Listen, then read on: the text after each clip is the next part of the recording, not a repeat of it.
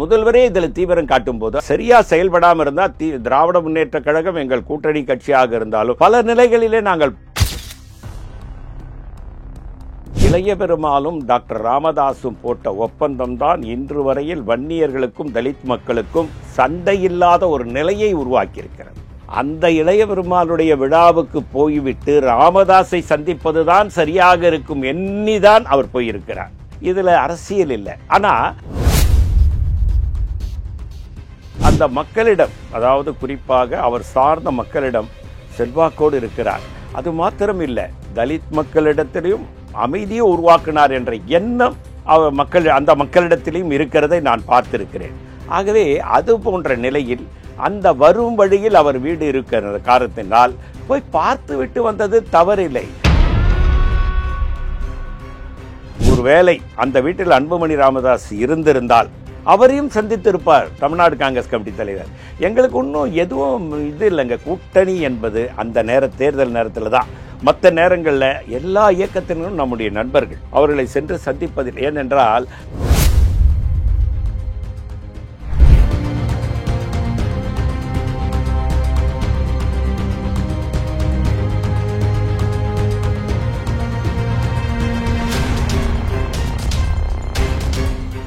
Real one நண்பர்கள் உறவுகள் அனைவருக்கும் வணக்கம்.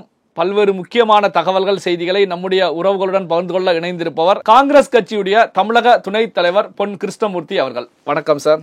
வணக்கம். இப்போ இந்த அஜித் குமாருடைய மரண சம்பவம் தமிழக காங்கிரஸ் கட்சியை பொறுத்த வரைக்கும் பெரிய அளவுல நீங்க ஒரு ஆர்ப்பாட்டமோ அல்லது போராட்டமோ இந்த சம்பவத்தை எடுத்து கையில வைத்து களமாடிய நிகழ்வுகளோ செய்திகளாக எதுவும் பெரிய அளவுல வரலையே சார்? அதாவதுங்க, அரசாங்கம் இதுல குறிப்பாக முதல்வர் ரொம்ப கடுமையா இருக்கார். நம்முடைய பார்வையில் நீங்க ஒரு நெறியாளர் மட்டுமல்ல, பத்திரிகையாளர், உங்களுக்கும் உங்க பார்வையில் அதுல கடுமையா இருந்ததுனால தான் அவர் சிபிஐக்கு மாத்திருக்கார்.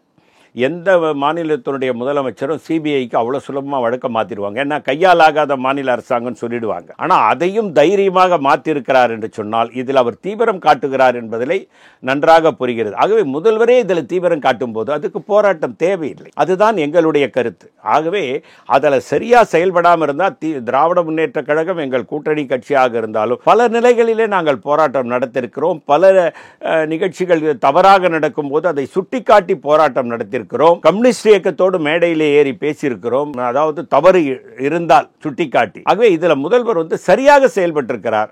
ஆகவே போராட்டம் தேவையில்லை. சிபிஐ இனி விசாரிக்க போகுது. சிபிஐ என்பது என்ன? மத்திய புலனாய்வுத்துறை.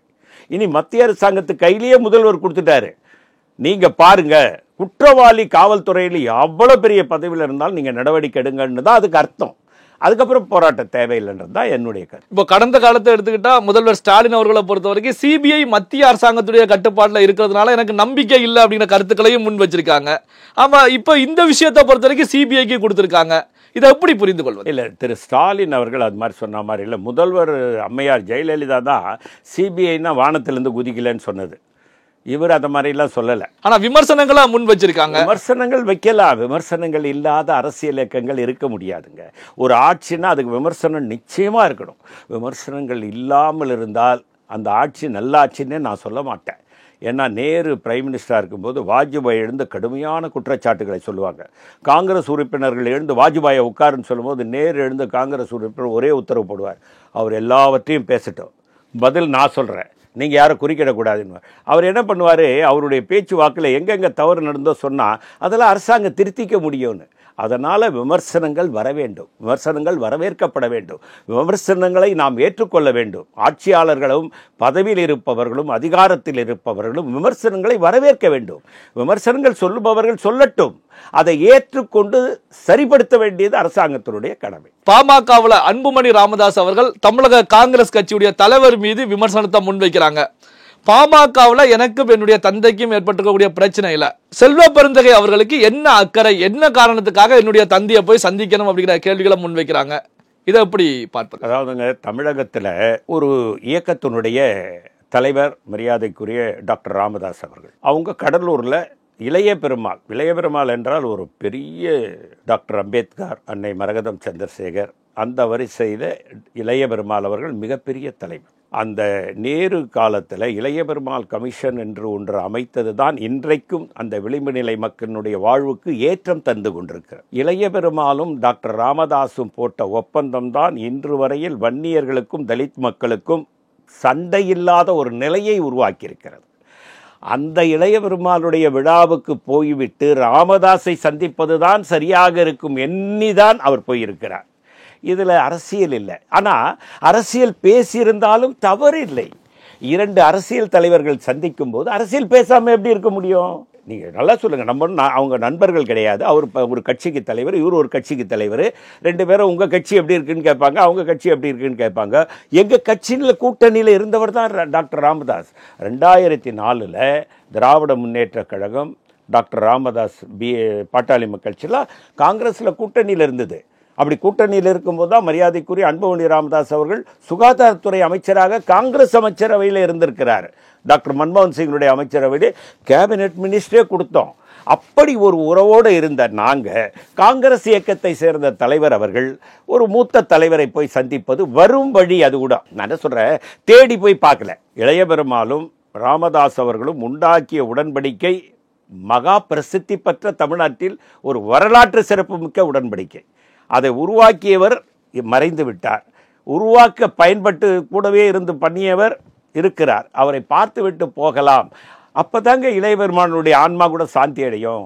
நம்மளையும் பார்த்தாங்க, அவரையும் பார்த்தாங்க. இன்றைக்கி வன்னியர் மக்களும் தலித் மக்களும் சண்டை இல்லாமல் இருக்கிறாங்கன்னா இவங்க ரெண்டு பேர் தானே காரணன்ற ஒரு நல்ல எண்ணத்தில் போய் சந்தித்ததை மரியாதைக்குரிய டாக்டர் அன்புமணி ராமதாஸ் அதை விமர்சித்திருக்க கூடாது என்பது என்னுடைய கருத்து.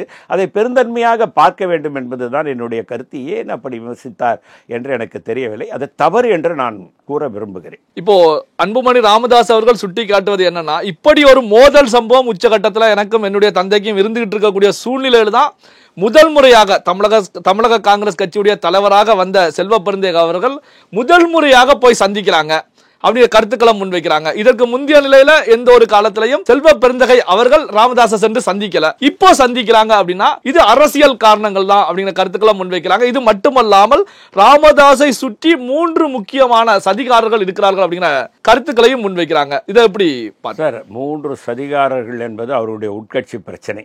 அதுக்குள்ள நம்ம போக வேண்டாம். ஆனால் காங்கிரஸ் தலைவர், தமிழ்நாடு காங்கிரஸ் கமிட்டி தலைவர் சந்தித்தது மரியாதை நிமித்தமான சந்திப்பு. ஒரு மூத்த தலைவர், 80 வயதை கடந்தவர், அரசியலிலே அனுபவமிக்கவராக இருக்கிறார். அந்த மக்களிடம், அதாவது குறிப்பாக அவர் சார்ந்த மக்களிடம் செல்வாக்கோடு இருக்கிறார். அது மாத்திரம் இல்லை, தலித் மக்களிடத்திலும் அமைதியை உருவாக்கினார் என்ற எண்ணம் அந்த மக்களிடத்திலும் இருக்கிறதை நான் பார்த்திருக்கிறேன். ஆகவே அது போன்ற நிலையில் அந்த வரும் வழியில் அவர் வீடு இருக்கிற காரணத்தினால் போய் பார்த்து விட்டு வந்தது தவறில்லை. அதே ஒருவேளை அந்த வீட்டில் அன்புமணி ராமதாஸ் இருந்திருந்தால் அவரையும் சந்தித்திருப்பார் தமிழ்நாடு காங்கிரஸ் கமிட்டி தலைவர். எங்களுக்கு இன்னும் எதுவும் இது இல்லைங்க. கூட்டணி என்பது அந்த தேர்தல் நேரத்தில் தான். மற்ற நேரங்களில் எல்லா இயக்கத்தினரும் நம்முடைய நண்பர்கள், அவர்களை சென்று சந்திப்பதில். ஏனென்றால் சமீபத்தில் மிகவும் குலுங்கி நம்முடைய டாக்டர் ராமதாஸ் அழுததை பார்த்தோம். அதற்காக தான் நான் பார்க்க வந்தேன் என்று திரு குருமூர்த்தி கூட சொன்னார். குருமூர்த்தி போய் பார்த்தபோது எந்த விமர்சனம் வைக்காதவர்கள் செல்வ பெருந்தகை பார்க்கும்போது விமர்சனம் வைப்பதுதான் எனக்கு புரியவில்லை. இப்போ பாமகவை பொறுத்த வரைக்கும் திமுக கூட ராமதாஸ் அவர்கள் கூட்டணி வைக்க போறாங்க அப்படிங்கிற கருத்துக்கள் பரவலாக வந்துட்டு இருக்கு. அதாவது அன்புமணி ராமதாஸ் பாஜக பக்கம் செல்வதற்கு தயாரா இருக்காங்க, ராமதாஸ் அவர்கள் திமுக பக்கம் செல்வதற்கு தயாரா இருக்காங்க அப்படிங்கிற பேச்சுக்கள் அடிபட்டுக்கிட்டே தான் இருந்துச்சு. இப்படியான ஒரு சூழ்நிலையில செல்வ பெருந்தகை அவர்கள் சந்திக்கிறாங்க அப்படின்னா தமிழக முதலமைச்சர் ஸ்டாலின் அவர்கள் செல்வ பெருந்தகையை அனுப்பி வைத்திருப்பாரோ கூட்டணி பேசுவதற்கு அப்படிங்கிற நிலையிலையும் சிலர் யூகிக்கிறாங்களா? எப்படி பாரு? அதாவதுங்க, இது எல்லாமே நான் என்னென்னா நம்முடைய யூகத்தின் அடிப்படையில் பேசுவது தான். இப்போ மரியாதைக்குரிய முதலமைச்சர் ஸ்டாலின் அவர்கள் திரு டாக்டர் ராமதாஸ் அவர்களோட கூட்டணி வைக்கணும்னா ஓவர் ஃபோன்லேயே பேசிடுவார். நீங்கள் நம்ம 2 பேரும் கூட்டணி வச்சுக்கலாம், அதுக்காக செல்வ பெருந்தகை தூது அனுப்பணுன்ற வேண்டிய அவசியமே இல்லை. இது எல்லாமே யூகத்தின் அடிப்படையில் சொல்கிறாங்க. பிஜேபிக்கு போய் திரு அன்புமணி ராமதாஸ் சேர்வார் என்பதும் யூகத்தின் அடிப்படையில் உண்டாக்கப்படக்கூடிய கருத்தியல் தான் என்பது என்னுடைய கருத்து. தேர்தல் நேரத்தில்ங்க நீங்கள் ஒன்றும் இல்லை, அதிமுகவோட கூட்டுன்னு 1996 எல்லாமே முடிஞ்சிடுச்சு. ஒரே நாள் தான் இருக்குது நாமினேஷன் ஃபைல் முடியறதுக்கு. தமாகன்ற ஒரு இயக்கம் உருவாகி அது திராவிட முன்னேற்ற கழகத்தோடு தேர்தல் கூட்டணி வைத்த வரலாறுலாம் பார்த்துருக்கோம். கடைசி 24 மணி நேரத்தில் கூட்டணி உருவான வரலாறுலாம் இருக்குது. அதனால் இன்னும் 8 மாதம் இருக்குது. இந்த 8 மாதத்துக்குள்ளே யார் யார் கூட யார் யார் கூட்டணி சேருவாங்கன்னே தெரியாது.